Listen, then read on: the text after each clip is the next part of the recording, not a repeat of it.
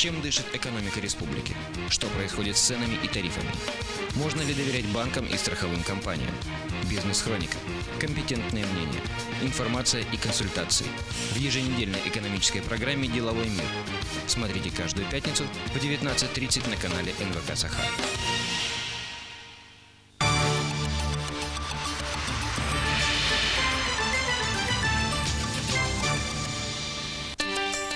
Туох кинеге, қанны кинеге, кем сурибут кинегете бу игга бурулабытна бешеттенен тағысты.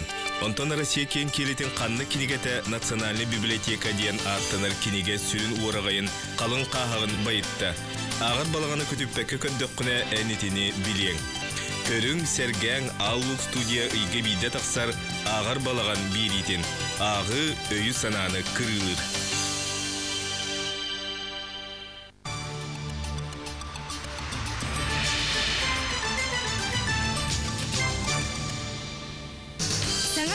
Сағақтары сағар, әйеқай қаске хай, ұрылыптақ түгеден сақа страатын солыстара, саңа аттара бәлі қоналар. Аснар артыскар сөбіләбі тұрағар анал нөмерге қоластырғын ұмныма. Ән қолағын, ән санан.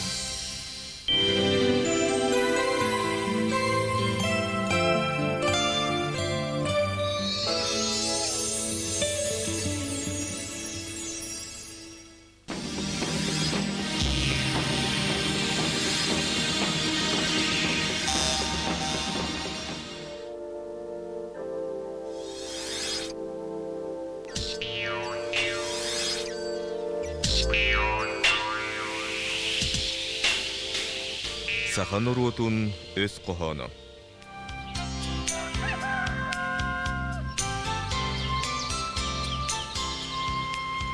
Былыр гыттан уусурантыллаах өстөөх саха кехите күннэ олоғор арас түгеннери белети көрөн өс қохоно айбыда.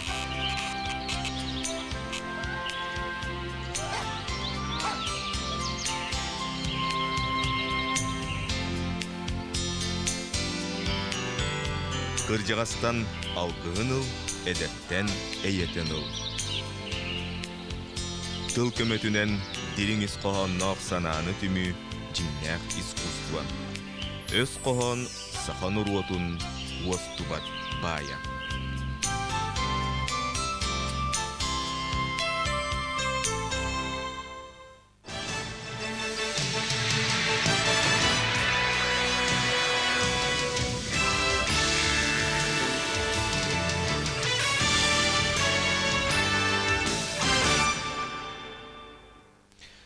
Добрый вечер. Вас приветствует служба информации национальной вещательной компании «Саха». В эфире «Якутия. День за днем». Обзор основных событий прошедшей недели. В студии работает Владимир Ермаков. И сейчас коротко о главных темах выпуска. Предприятия отчитываются перед руководством республики об итогах своей работы, в том числе и руководство Ленского объединенного речного пароходства. Тарифная политика допотопная. Изменилась структура затрат. Изменились ценовые соотношения. Санаторий Абырал города Якутска метр за метром лишается прилегающих земель.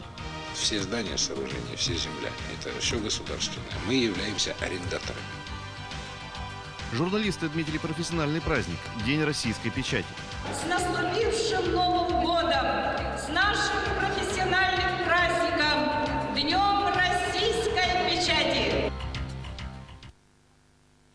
На этой неделе на заседании у президента Вячеслава Штырова был обсужден стратегический план развития компании «Алроса» на период с 2006 по 2015 годы. В работе заседания принял участие президент компании Александр Нечипорук.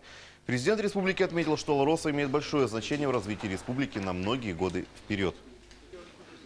Компания остается у нас крупнейшей системообразующей промышленной структурой Республики Саха-Якутия на длительное время. Важен также и в том контексте, что 8 февраля на заседании правительства Российской Федерации будет рассматриваться схема развития и размещения производительных сил Республики Саха-Якутия до 2020 года. Естественно, что план развития компании он является составной частью этого большого плана. Значит, мы должны сверить некоторые позиции. Если требуется существенная доработка, значит, будем дорабатывать. Как сообщила пресс-служба, президент заслушал доклад вице-президента компании Дмитрия Новикова и подробно обсудил все его разделы. Необходимо уточнить цифры по геологоразведке, нужно найти ответы на очень многие вопросы по сбытовой стратегии. Следующее предложение Вячеслава Штырова касалось внесения в программу нового раздела, касающегося экологии. В рамках стратегии компании необходимо разработать топливо-энергетический баланс Западной Якутии с участием Якутскэнерго. Правительству республики и региональной энергетической комиссии доработать разделы по вспомогательному производству, а именно реформированию ЖКХ, строительным работам, социальной и жилищной политикам. Президент также отметил, что программа должна быть написана деловым и логичным языком. С учетом всех замечаний предложено внести изменения в программу и вновь представить ее правительству Республики Саха-Якутия. И только после этого ее рассмотрят члены наблюдательного совета компании «Алроса». Президент Якутии Вячеслав Штыров оценил деятельность компании «Полюс золота» как очень позитивную. Итоги деятельности компании в 2006 году, а также планы на 2007 год и перспективы на будущее были рассмотрены на совещании при президенте республики 11 января. Директор по развитию производства ОАО «Полюс золота» Семен Зельберг информировал о деятельности компании в целом. В настоящее время «Полюс золота» ведет добычу золота и широкомасштабные геологоразведочные работы в Красноярском крае, Иркутской и Магаданской областях Республики Саха-Якутия. В Якутии компания работает второй год, приобретя активы Алдан-золота, ГРК и лицензии на Нежданинское, Куранахское и Кючуское месторождение. В 2006 году компания увеличила добычу золота с 33,3 тонн до 37 тонн, в основном за счет подразделений в Красноярском крае и Иркутской области. В Алдан-золото ГРК добыча золота выросла на 800 килограммов. Все производственные показатели Алдан-золото ГРК 2006 года превосходят уровень 2005 года. Даже тот единственный, по которому годовое задание не выполнено – объем кучного выщелачивания. Достигнуть планового уровня не удалось из-за поздней доставки оборудования и погодных условий. В целом ситуация в Алдан-золото горнорудной компании значительно улучшилась. Еще недавно убыточное, сегодня предприятие становится рентабельным, хорошо работающим. Если 2005 год был завершен с убытками, то в 2006 году Алдан-золото ГРК получила прибыль более 300 миллионов рублей. Растет производительность труда и заработная плата работников компании. В 2007 году средняя зарплата здесь составит 19 тысяч рублей.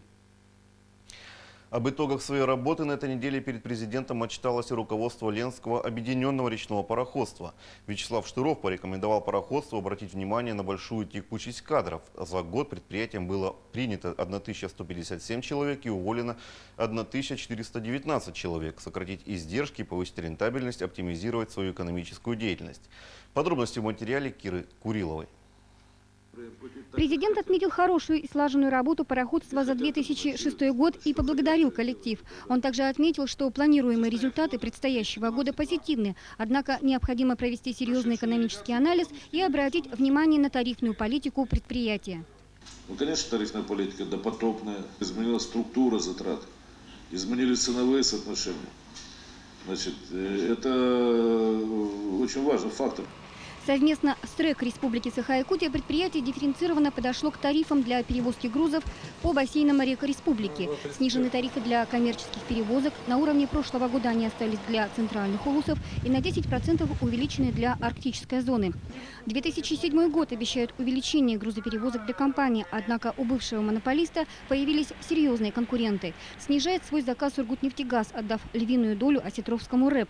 Уже сейчас до тендера управляющая компания ВСТО пытается снизить тарифы ЛОРПа на 40%. Предоставили данные по своим провозным возможностям и утвержденным тарифам. Значит, господин Безверхов заявил о том, что ваши тарифы завышены. Мы провели госэкспертизу, сокращайте их как минимум на 40%. На что, естественно, мы согласиться не смогли. Рыночное время вносит свои коррективы. Грузополучатели могут выбирать, но и компания должна отстаивать свои позиции. В этом президент поддержал речников. По мнению Валентины Лемешевой, предприятие должно умело работать с тарифами. Да, они регулируемы, да, надо отстаивать свои интересы. Но и снижать тарифы тоже можно. Тарифы нашего Ленского объединенного пароходства значительно ниже, скажем, чем тарифы наших соседей Верхнеленского пароходства. Ну, пришли, в общем, потребовали, но это не означает, что мы немедленно должны это делать. Но найти тот баланс интересов, чтобы и грузы не потерять, и в то же время, значит, чтобы грузополучатель согласился с теми расценками, которые предлагает предприятие. В текущем году компании предстоит серьезная борьба с конкурентами. От умелой маркетинговой политики зависит ее будущее. Кира Курилова, Александр Князев. Новости республиканского телевидения.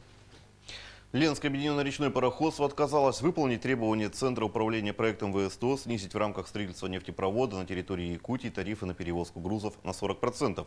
Как сообщил заместитель генерального директора ЛОРПа Александр Зыков, на совещании при президенте Якутии представитель ЦУП ВСТО заявил руководству пароходства, что была проведена некая государственная экспертиза, которая выдала заключение о том, что тарифы ЛОРПа завышены. Какая именно была проведена экспертиза и кто ее проводил, неизвестно. Александр Зыков подчеркнул на совещании, что снижение тарифов крайне невыгодно и может привести к финансовым трудностям. Тарифы согласованы с Госкомцен, и специалисты ведомства не имеют претензий к ним. Вообще, конечно, живем совершенно в другой экономической ситуации. И вопросы тарифной политики, они должны сегодня, конечно, совершенствоваться. Они должны, конечно, меняться.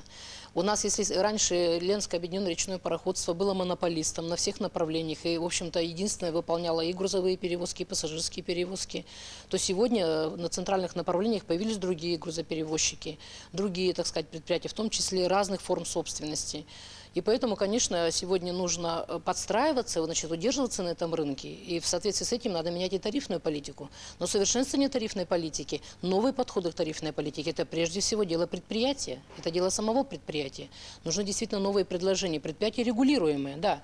И сегодня, конечно, то, что мы формируем тарифы и в процентном отношении к тарифам, скажем, советских времен, там, начала 90-х годов, это, конечно, неправильно, потому что ситуация другая, база тарифов там была другая. Поэтому, конечно, мы вот как бы сегодня призываем предприятия к тому, чтобы они сегодня эти вопросы совершенствовали.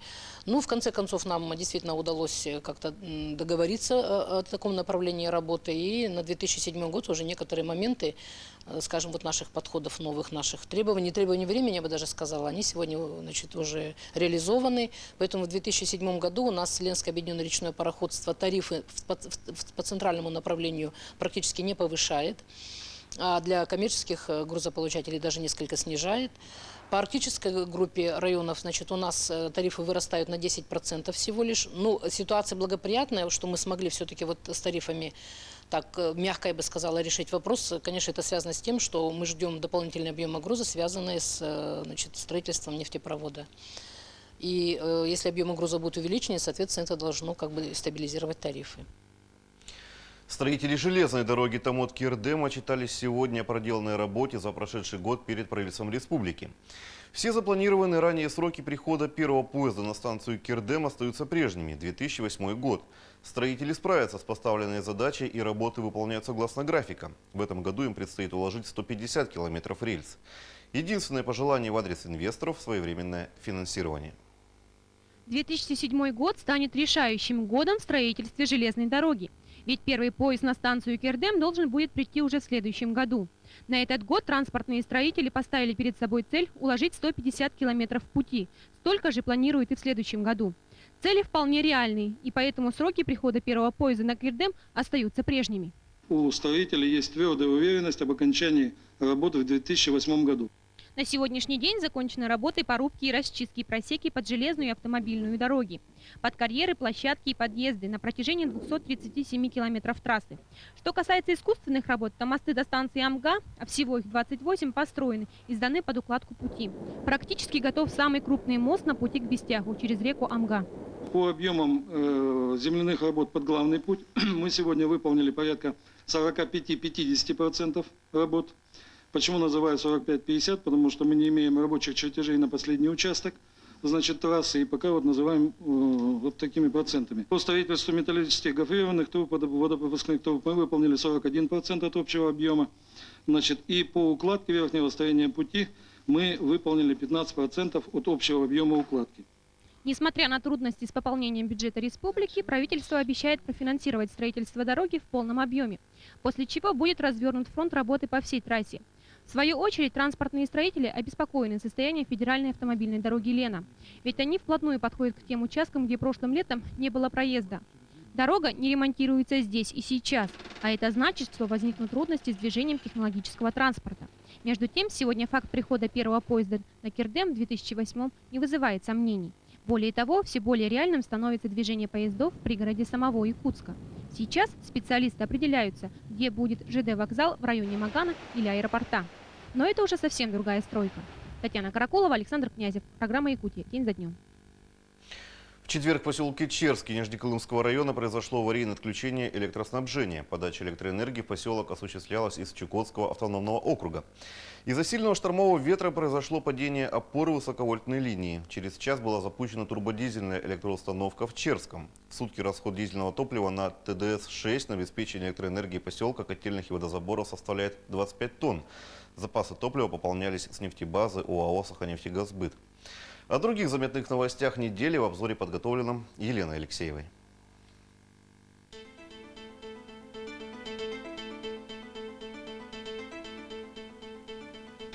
На этой неделе хлеб подорожает. Цена на хлеб в Якутии будет повышена на 2 рубля и составит 20 рублей за буханку. Якутский хлебокомбинат переживает не самые лучшие времена и фактически находится на грани банкротства. Вы сегодня банкроты. Дебиторка 28 миллионов, кредиторка 134 миллионов. Это явное банкротство. В Иркутской области из-за отказа двигателя совершил аварийную посадку самолет Ан-3. Воздушное судно перегоняли с завода-производителя для авиакомпании «Полярные авиалинии». На борту находились 5 работников. Японская компания Mitsui планирует заняться финансированием работ по разработке месторождений урана в Якутии, заявил глава представительства компании Хидеома Тираниси на встрече с министром внешних связей Якутии Георгием Никоновым. На шахте Джабари-Кихая в результате обвала породы погиб горнорабочий. На месте создана оперативно-следственная бригада. Из Якутска вылетела правительственная группа, которая должна разобраться в причинах чрезвычайного происшествия. В Эмяконе вот уже несколько дней температура не поднимается выше минус 58 градусов. В поселке Артек температура опускалась до отметки минус 62 градуса. Так что Эмякон еще раз подтвердил, что именно здесь находится полюс холода. На сегодня уже потеплело до 50 градусов. С 1 января 2007 года в России вводятся новые правила и ограничения на использование иностранной рабочей силы. Правительство приняло сразу 3 постановления, регулирующие порядок выдачи разрешительных документов гражданам других государств для работы на территории России. Эти вопросы рассматривались на заседании Комитета по торговле и материально-техническим ресурсам. В 285 лет прокуратуре России. В день юбилея работники подвели итоги года. Прошлый год для якутской прокуратуры особенный. Громкие дела, перестановка кадров, под Новый год новый прокурор Анатолий Подласенко. На торжественном заседании лучшим сотрудникам вице-президент республики вручил правительственные награды, грамоты и почетные звания. Целестин Тюхтинский, основатель и руководитель школы Генсенкан, единственный представитель России, был удостоен высокой награды Hall of Fame 2007, считающейся Оскаром боевых искусств. Придворные танцы, полонез и, конечно, вальс в Государственном театре оперы и балета. Бал, который задуман в традициях знаменитого Венского бала, проводится уже 2-й год подряд. Лучшей танцевальной паре присвоен титул короля и королевы. Продолжаем выпуск. Окончательный срок сдачи нового корпуса Мирнинской центральной больницы запланирован на самое ближайшее время. Временно в нем будет находиться роддом, ремонт которого пройдет в этом году. На эти цели пока выделено 19 миллионов рублей. В данное время перед руководством больницы стоит задача комплектации оборудования. В этом месте пройдет тендер по поставке цифрового рентгенологического аппарата. Уже установлен компьютерный томограф. Вообще, прошедший год для мирнинских строителей не прошел даром. Введен ряд важных объектов, открытия которых жители района ждали давно. Материал Ларисы Удовенко. Красных ленточек в этом году у района было немного, но зато какие. Сдавались объекты, которых давно ждал весь регион. Летом на открытии Дома ветеранов присутствовала Юлия Песковская, министр труда и социального развития республики. Она была удивлена тем, как удалось удачно перепрофилировать бывший детский сад в Чернышевском. В Дальневосточном округе я побывала во многих сегодня областях, и в Приморье, и, значит, была на Сахалине, Камчатке, в Хабаровске. И хочу сказать, все познается в сравнении.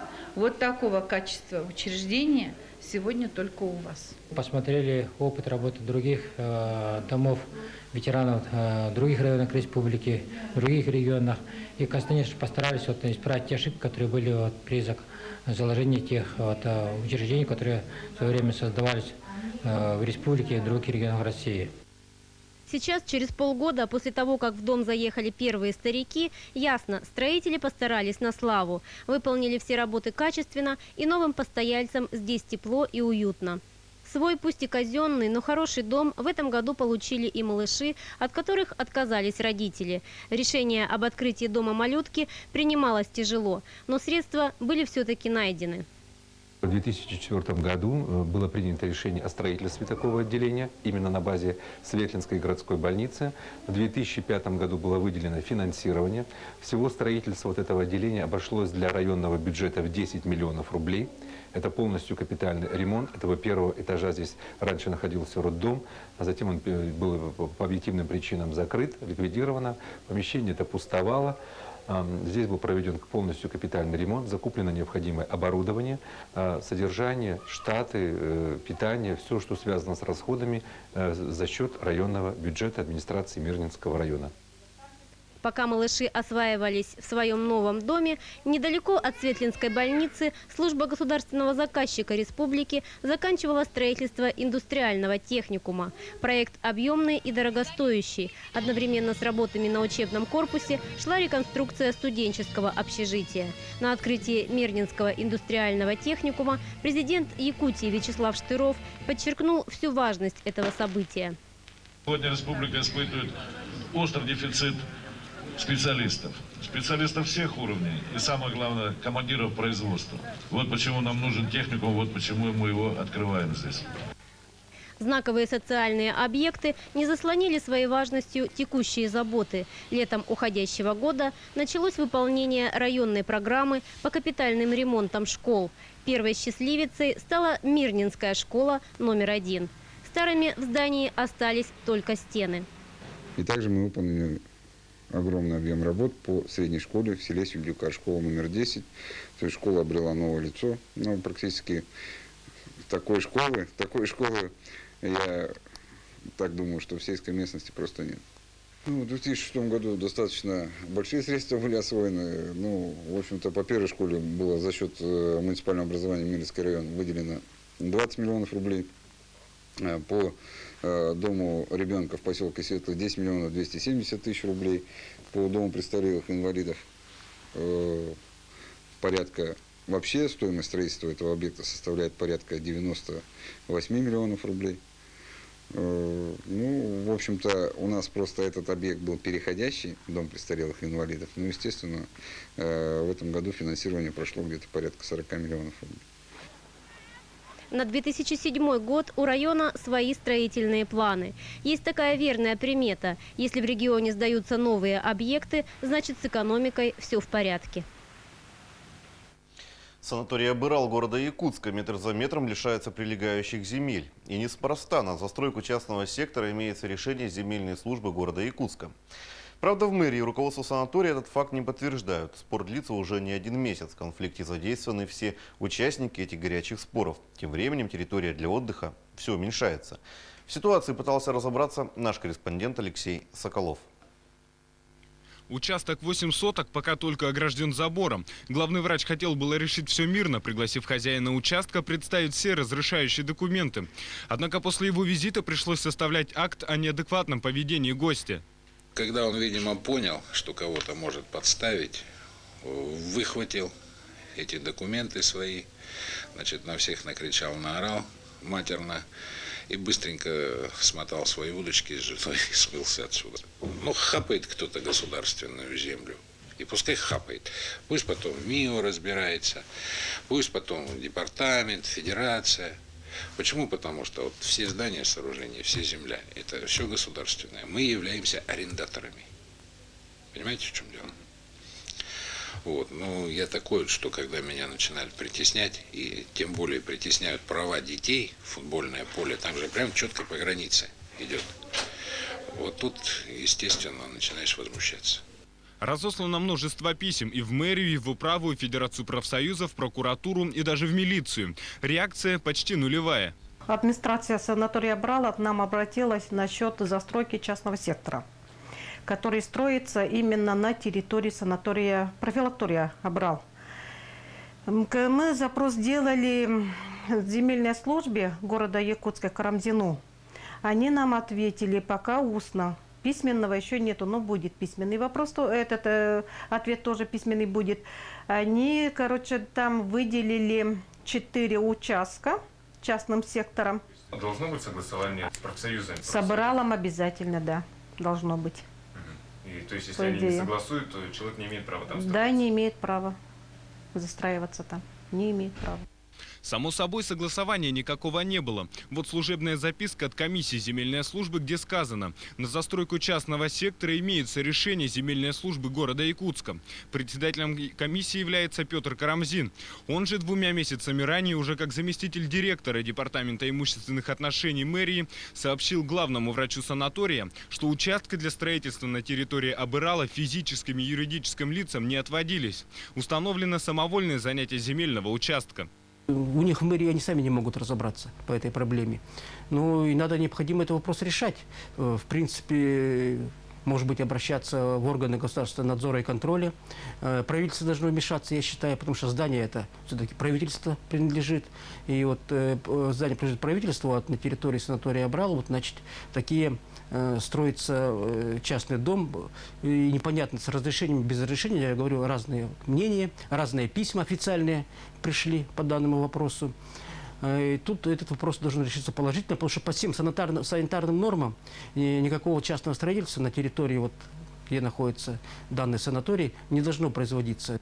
Пока чиновники думают и решают, Сергей Багров вот уже полгода каждый день смотрит в окно, наблюдая свысока за тем, как лишает пространства отдыхающих. Общая площадь только Сайсарского округа составляет 314 квадратных метров. Выгодный и перспективный район для застройки. И лакомый кусочек для тех, кто распределяет земли. Только вот участок может получить не каждый. Необходимо преодолеть барьер бюрократии. Алексей Соколов, Александр Князев. Новости республиканского телевидения. Ходу подготовки и проведения юбилейных мероприятий к 110-летию Максима Кировича Амосова было посвящено заседание Организационного комитета, которое провел вице-президент республики Александр Акимов. Юбилей выдающегося государственного деятеля будет отмечаться в декабре 2007 года. Для изучения наследия проведены научные исследования в Кыргызстане и Казахстане. В ноябре работа будет продолжена проведением в Якутске научно-практической конференции. Монографии и сборники, которые займут особое место в работе конференции, готовятся к изданию уже сегодня. Вместе с тем подготовка к юбилею ведется и на родине Максима Амосова, в селе Хатырык Намского района. Здесь будет создан туристический комплекс, а в июне будет проведен республиканский эссе, посвященный юбилею известного писателя.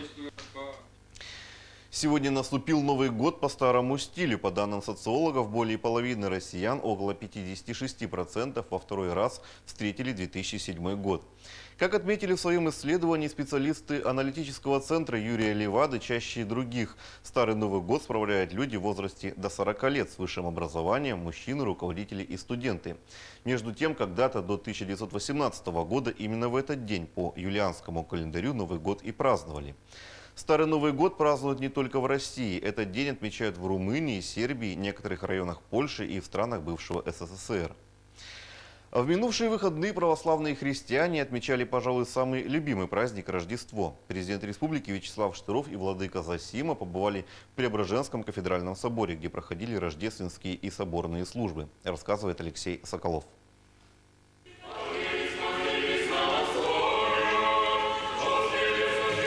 В последние годы идет возрождение православных храмов по всей республике. Построено 8 новых церквей. В этом году рождественскую службу в церкви верующие посетили как на юге Якутии, так и на полюсе холода. Каждый христианский праздник приносит свою радость. И вот праздник Рождества всем не может становиться детьми.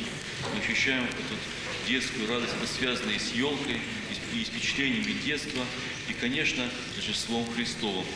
Православие пришло в республику много столетий назад. Развитие получилось с вхождением Якутии в состав российского государства. Этот год юбилейный. За 375 лет число православных христиан в Якутии увеличилось. Сегодня вера объединяет людей разных национальностей. И вот спустя 375 лет и сегодня, наряду с другими конфессиями, христианство играет очень важную роль в духовном развитии наших людей, в их единстве, в сплочении во времена трудностей. Большую поддержку сегодня в республике получают многие верующие, невзирая на религию. Так в Якутске была построена единственная на всем Дальнем Востоке мечеть. Идет строительство и католической церкви. Все это для того, чтобы народы, населяющие Якутию, имели возможность жить духовной жизнью, будь то ислам, христианство или буддизм. Алексей Соколов, Алла Кондратьева, Сергей Таюрский. Новости республиканского телевидения. Вчера журналисты отметили профессиональный праздник День российской печати. Традиционно с этим днем журналистов поздравляет на балу прессы. Там побывала и наш корреспондент Татьяна Николаева. Бал прессы приурочен к Дню российской печати и является заметным событием в общественной жизни республики. Традиционный бал «Акул-пера» собрал более 300 представителей печатных и электронных СМИ. Позвольте от имени Департамента по делам печати, телерадиовещания сердечно поздравить вас с наступившим Новым годом, с нашим профессиональным праздником, Днем российской печати. Конечно, определила его. Продолжает прием заказов на изготовление пластиковых окон и дверей с рассрочкой платежа на 6 месяцев с первоначальным взносом от 20 до 30%. Организация доставки продукции в сельские улусы, монтажные работы начнутся с 1 апреля. Адрес: город Якутск, улица Автодорожная, 14. Телефон факс 35 79 44 35 78 71. Продают мини-пекарню в комплекте срочно. Контактные телефоны 8 924 165 75 17 42 54 45 в рабочее время. Платон Алексеевич Овинская атнан Саха академическая театра, Тохсуння Онагас Кунюгар Тимофей Сметанин драматнан, Ерасим Васильев Трорбут Лакут Онна Нергунден спектакльгер Инграр, Ролларга Ира Никифорова, Аяла Мосов, Ефим Степанов, Куприян Михайлов, Онна да Адыттар, Сагаланар Онагас частан. Тохсуння 19 күнгер Саха театра Иван Гоголев нарасох комедиятыгар Инграр, Турорачы режиссер Федот Потапов, Чулюгар тюги режиссера Ефим Степанов, Ролларга Елизавета Потапова, Иннокентий Луковцев, Аяла Мосов, Иннокентий Дакаяров, Онтон да Атыттар, Сагаланар Онагас частан. Тохсуння сюрбе күнгер Саха театра Гарсия Лорка Бернарда Альба жетеден айымнетынан итчитак жеден спектакль көрдірер. Сүрінер оларға Степанида Борисова, Мария Варламова, Ира Никифорова, Онада Атыттар, Сагаланар Онагас частан. Тохсуння сюрбе бир күнгер Амматчыгыя Саска кемроманынан спектакль улица Октябрьская, 10, дробь 1, кабинет 204.